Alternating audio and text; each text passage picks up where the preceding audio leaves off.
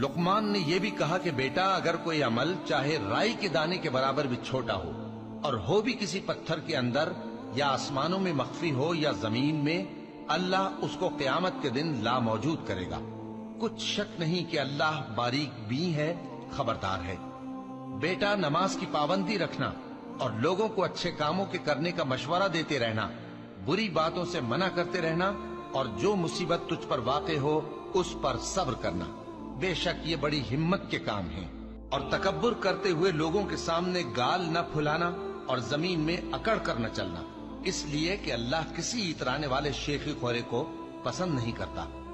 और अपनी चाल में एतदाल किए रहना और बोलते वक्त जरा आवाज नीची रखना, क्योंकि बहुत ऊंची आवाज गधों की सी है और कुछ शक नहीं कि सबसे बुरी आवाज गधों की होती है। क्या तुमने नहीं देखा कि जो कुछ आसमानों में और जो कुछ जमीन में है